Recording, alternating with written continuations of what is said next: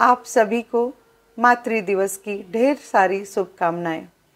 मातृ दिवस के इस शुभ अवसर पर आज हम एक माँ से जुड़ी हुई कविता लेकर आए हैं, जो कि हमारे राष्ट्र कवि मैथिली शरण गुप्त द्वारा लिखी गई है। माँ कह एक कहानी। किस प्रकार से एक बच्चा अपनी माँ से हट करता है और किस तरह से माँ अपनी कहानियों के माध्यम से, अपनी बातों के माध्यम से बच्चों में एक संस्कार और एक नैतिक शिक्षा को विकसित करती है। इस कहानी में बहुत अच्छी तरह से मैथिली शरण गुप्त ने बताया है। एक प्रकार से यह उनकी कल्पना ही थी और उन्होंने उस कल्पना के माध्यम से यहाँ राहुल, जो कि गौतम बुद्ध के पुत्र हैं, उनको लिया है और उनकी माता यशोधरा को लिया है और उन दोनों की बातों को कहानी के माध्यम से, कविता के माध्यम से प्रस्तुत किया है। तो चलिए देखते हैं इस सुंदर कविता को। माँ कह एक कहानी। बेटा समझ लिया क्या तूने मुझको अपनी नानी।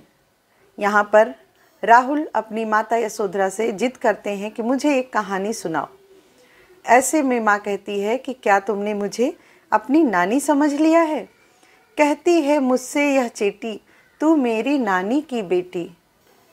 कह माँ कह लेटी ही लेटी, राजा था या रानी। माँ कह एक कहानी। आगे माँ बोलती हैं, तू है हठी मान धन मेरे, सुन उपवन में बड़े सवेरे।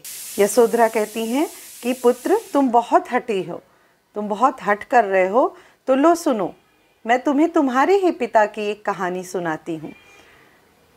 सुन उपवन में बड़े सवेरे, तात भ्रमण करते थे तेरे, जहाँ सुरभि मनमानी, जहाँ सुरभि मनमानी। कहती हैं कि एक दिन की बात है कि रोज़ सुबह जहाँ तुम्हारे पिता एक सुंदर उपवन में भ्रमण किया करते थे, वहाँ फूलों की सुगंध चारों ओर फैल रही थी। और इतना सुनकर राहुल बीच में बोल उठते हैं, हाँ माँ यही कहानी, यही कहानी। हाँ माँ यही कहानी। वर्ण वर्ण के फूल खिले थे, झलमल कर हिम बिंदु मिले थे, हल्के झोंके हिले मिले थे, लहराता था पानी, लहराता था पानी। हाँ हाँ यही कहानी। यशोधरा कहती हैं कि जिस उपवन में तुम्हारे पिता भ्रमण करते थे, वहाँ आसपास रंग बिरंगे फूल खिले थे और उन पर ओस की बूंदें, हिम बिंदु इस प्रकार से झिलमिला रहे थे जैसे लग रहा था मोती हो। हवा के हल्के हल्के झोंके भी चल रहे थे और तालाबों में जो पानी था वो लहरा रहा था। ऐसे में फिर बीच में राहुल बोल उठते हैं, हाँ हाँ माँ यही कहानी। गाते थे खग कल कल स्वर से, सहसा एक हंस ऊपर से, गिरा बिद्ध होकर खग सर से, हुई पक्ष की हानि, हुई पक्ष की हानि, करुणा भरी कहानी। उसी समय जब तुम्हारे पिता भ्रमण कर रहे थे इस सुंदर उपवन में, तभी पक्षी कलकल की आवाज़ करते हुए गा रहे थे। उसी समय अचानक नुकीले तीर से घायल होकर एक हंस नीचे गिरा और उसके पंख घायल हो गए थे।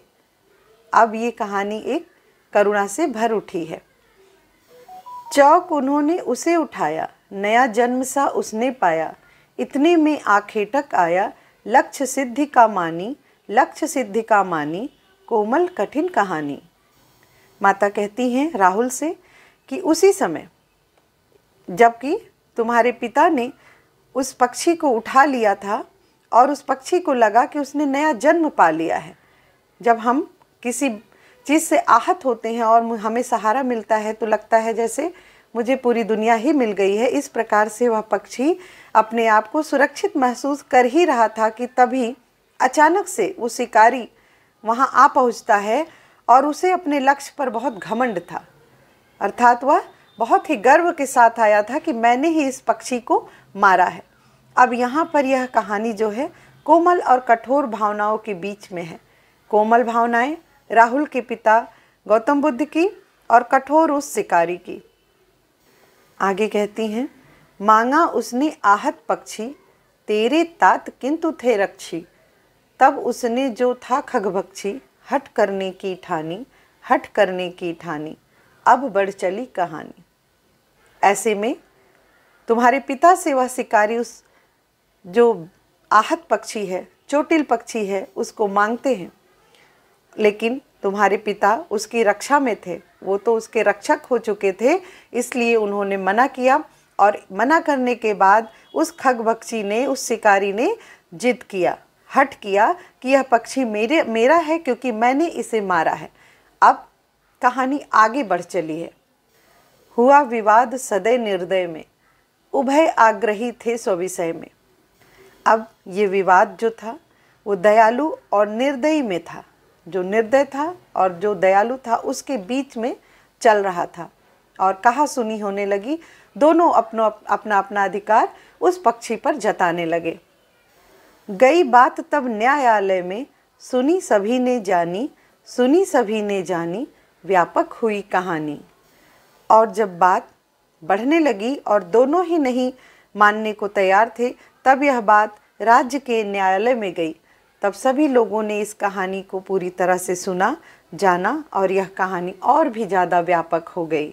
अब आगे जो सबसे महत्वपूर्ण है कि एक माता कैसे अपने पुत्र के विचारों को जानने का प्रयास करती है, कैसे उसकी अच्छाइयों को बाहर निकालने का प्रयास करती है और एक माँ किस प्रकार से अपने पुत्र को या पुत्री को तराशती है, इस चीज़ को दिखाया है मैथिली शरण गुप्त बहुत ही अच्छे ढंग से यहाँ प्रस्तुत करते हैं।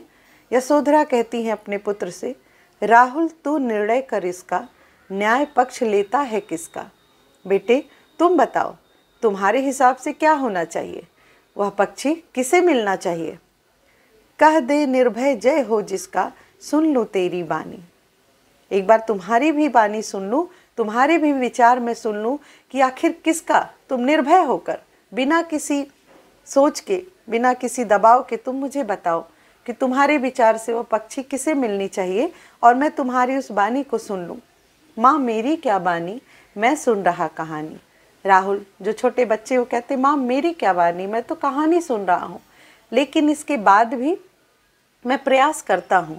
कोई निरपराध को मारे, तू तो क्यों अन्य उसे न उबारे। रक्षक पर भक्षक को वारे, न्याय दया का दानी, न्याय दया का दानी, तूने गुनी कहानी।